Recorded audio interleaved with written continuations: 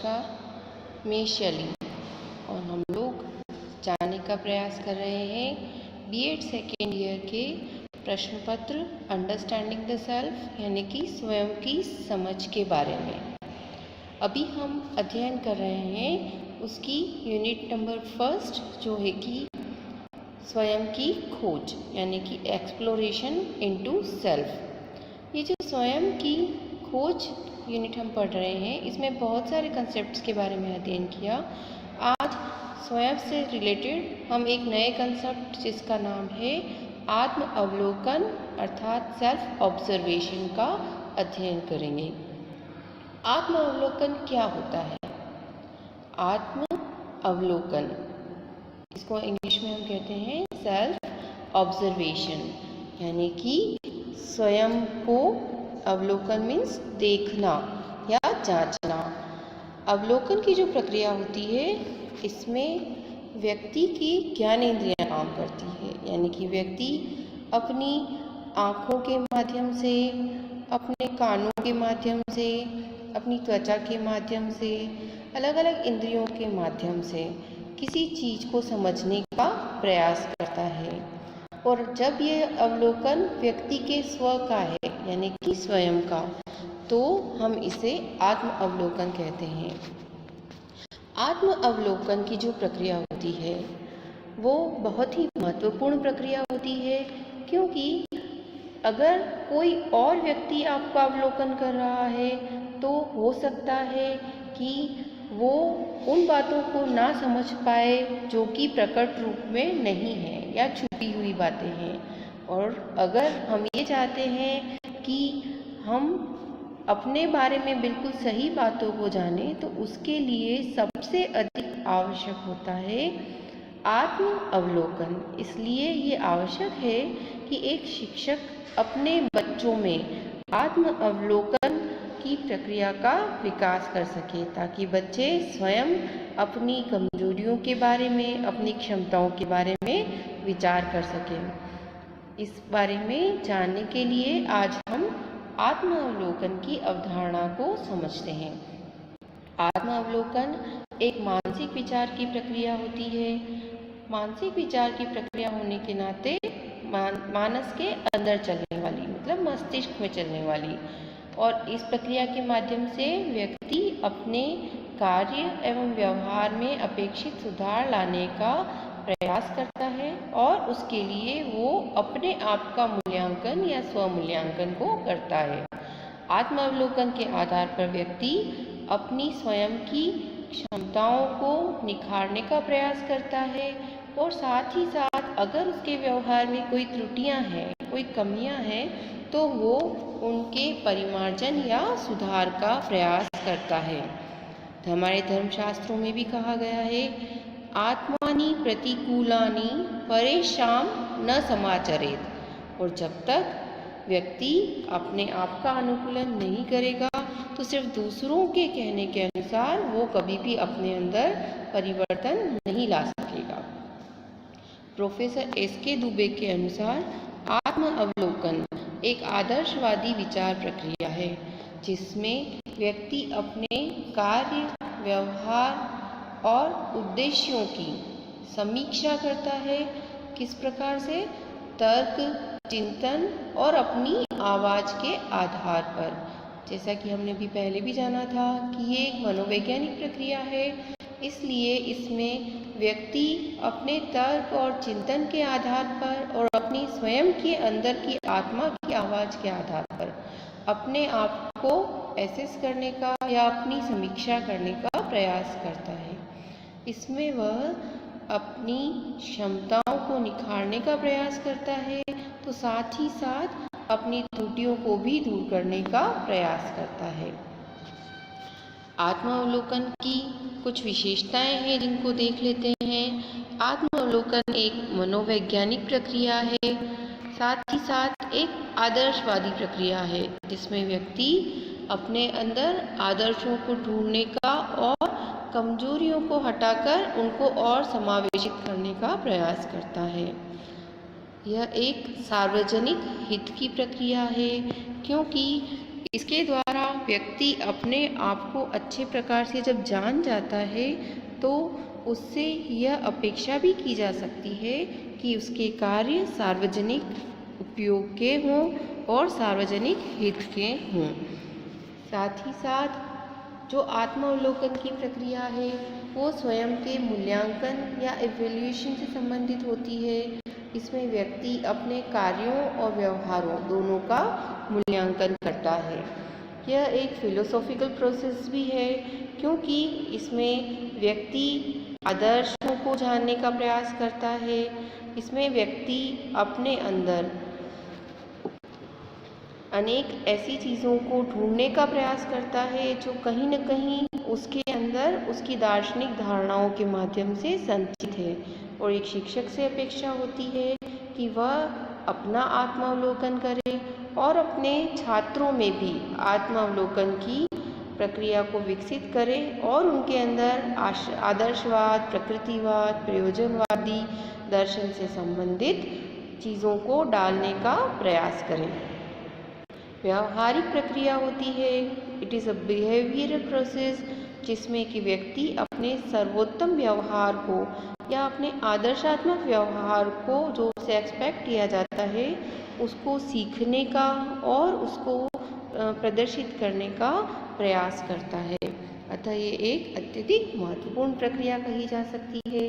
यह एक सामाजिक प्रक्रिया है क्योंकि समाज में रहकर व्यक्ति समाज की जो अपेक्षाएं हैं, आकांक्षाएं हैं, उनके आधार पर, उन मानदंडों के आधार पर अपने आप को खोजने का या अपने आप की समीक्षा करने का प्रयास करता है।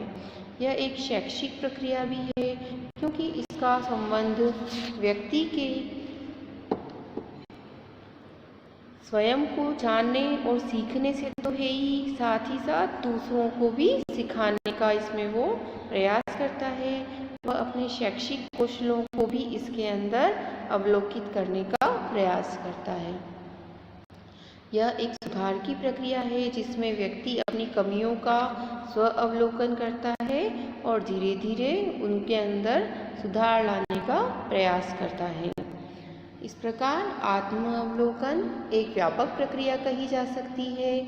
इस व्यापक प्रक्रिया में प्रत्येक व्यक्ति अपने प्रत्येक क्षेत्र में अपने आप का आकलन कर सकता है और उसमें सुधार करने का प्रयास कर सकता है। आत्मावलोकन यानी कि सेल्फ ऑब्जर्वेशन प्रत्येक व्यक्ति के लिए आवश्यक कहा जा सकता है और इसकी सहायता से व्यक्ति अपने संबंध में चिंतन और मनन कर सकता है और अपनी धारणाओं का निर्माण कर सकता है। ऐसे कौन से साधन हो सकते हैं जिससे कि व्यक्ति आत्मावलोकन की प्रक्रिया कर सकता है या व्यक्ति आत्मावलोकन किन किन साधनों के द्वारा करता है, ऐसे कौन से मीन्स होते हैं उनको जानने का प्रयास करते हैं। पहला चिंतन या थिंकिंग, जिसमें कि व्यक्ति अपने जीवन के बारे में सोच करता है, विचार करता है, जिससे उसके सामने उसके जीवन से जुड़े हुए जो ट्रुथ है, जो सच्चाइयाँ हैं, वो निकल कर आती है। और एक शिक्षक और एक छात्र दोनों के लिए अपने स्व का चिंतन अत्यधिक आवश्यक होता है ताकि वह अपना अवलोकन कर सके। इसलिए चिंतन को एक महत्वपूर्ण साधन माना जा सकता है। विश्लेषण यानी कि एनालिसिस, व्यक्ति अपना अवलोकन का अभ्यास एनालिसिस के थ्रू भी कर सकता है कि वो हर बात को, हर प्रक्रिया को विश्लेषित करके देखे, तभी वो अपने द्वारा किए गए कार्यों और व्यवहारों का विश्लेषण करके अपने आप को अवलोकित कर पाएगा। संश्लेषण, ये भी प्रक्रिया विश्लेषण की तरह ही अति महत्वपूर्ण होती है। इसमें व्यक्ति अपने कार्यों और व्यवहारों का अवलोकन करता है, उससे जुड़े विभिन्न तथ्यों को एक दूसरे से जोड़कर समझने का प्रयास करता है, उसके प्रभाव, उसकी कामों के जो प्रभाव हैं दूसरी चीज़ों पर किस प्रकार पड़ेंगे, उसके जीवन के दूसरे निर्णयों पर किस प्रकार पड़ेंगे, उनको जानने का प्रयास करता है, तभी वह एक निश्चित निष्कर्ष पर पहुंच पाता है। इसलिए ये कह सकते हैं कि संश्लेषण के अभाव में व्यक्ति अपना सर्वोत्तम आकलन या अवलोकन नहीं कर सकता है। अवलोकन के लिए प्रयोग यानी कि एक्सपेरिमेंट्स भी बहुत अधिक उपयोगी होते हैं, जिसमें व्यक्ति निरंतर अपने संबंध में नवीन प्रयोग कर सकता है और अपने आत्म अवलोकन को प्रभावी बना सकता है। अपने ऊपर किए गए नवीन प्रयोगों से वो स्वयं को जांचने में क्या हो पाएगा, वह अपने आप को जांच पाएगा और उसको अपने आप को जांचकर अपनी क्षमताओं के और कमजोरियों के बारे में वो निर्णय ले पाएगा। अतः यह भी एक महत्वपूर्ण साधन हो सकता है। इसके बारे में अनुसंधान भी किए जा सकते हैं ताकि व्यक्ति उन निष्कर्षों पर पहुंच सके कि व्यक्ति इस प्रक्रिया के द्वारा, तार्किक चिंतन और मनन की प्रक्रिया द्वारा अपने आप के बारे में अनुसंधान कर सके। यह एक मूल्यांकन या इवोल्यूशन की प्रक्रिया भी होती है, क्योंकि व्यक्ति जब खुद का मूल्यांकन करना प्रारंभ करता है तो वह अपने आप का अवलोकन तो स्वतः ही कर लेता है। इसलिए जो स्वमूल्यांकन वाली प्रक्रिया है वह भी एक अवलोकन का महत्वपूर्ण साधन मानी जा सकती है। साथ ही साथ तर्क यानी कि लॉजिक के आधार पर भी व्यक्ति आत्म अवलोकन कर सकता है। वह अपने कार्यों के द्वारा, अपने कार्यों को तर्क के द्वारा जांचकर और उनके कारणों को जानकर और अब उनके बारे में लॉजिकल थिंकिंग के द्वारा ये पता लगा सकता है कि उसके अंदर किन किन क्षमताओं के विकास की आवश्यकता है और उनको किस प्रकार पूरा किया जा सकता है। साथ ही साथ एक व्यक्ति को स्वयं का बहुत बड़ा क्रिटिक होना चाहिए, यानी कि व्यक्ति अपनी खुद की समीक्षा करे। अगर व्यक्ति खुद की समीक्षा करना प्रारंभ करेगा तो वो अपनी अच्छाइयों और बुराइयों दोनों को देख पाएगा और अपने नकारात्मक पक्षों को समाप्त करने का प्रयास करेगा। और ये प्रक्रिया भी आत्मावलोकन में तभी संभव हो पाएगी जब व्यक्ति समीक्षात्मक चिंतन को अपने जीवन में धारण करे। प्रमाणीकरण या सर्टिफिकेशन। प्रमाणीकरण की जो प्रक्रिया है उसमें व्यक्ति को अपनी क्षमताओं को या अपने कामों को, अपनी व्यवहारों को प्रमाणित करना होता है, जिसमें कि व्यक्ति को यदि किसी परिस्थिति में डाला जाता है तो वो उन परिस्थितियों में अपने बेस्ट रिजल्ट्स के द्वारा अपनी क्षमताओं को प्रमाणित करने का प्रयास करता है और उनमें जो त्रुटियां हुई हैं उनको भी खोजने का प्रयास करता है। तो इस प्रकार यह एक प्रमाणीकरण की प्रक्रिया है जिसके द्वारा व्यक्ति आत्म अवलोकन के लिए प्रवृत्त होता है। स्वतंत्रता यानी कि फ्रीडम।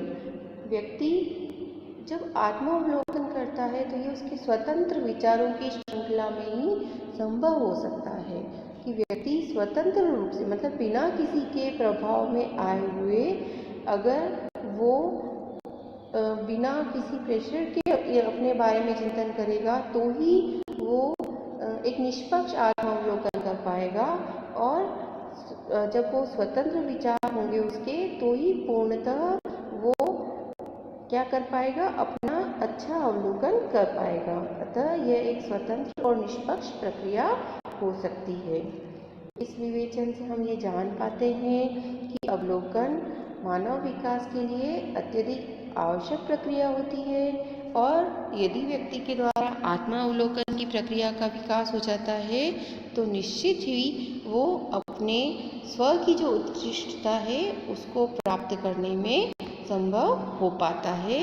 इस प्रयासों में व्यक्ति को सफलता आवश्यक रूप से मिल पाती है। इसी के साथ धन्यवाद।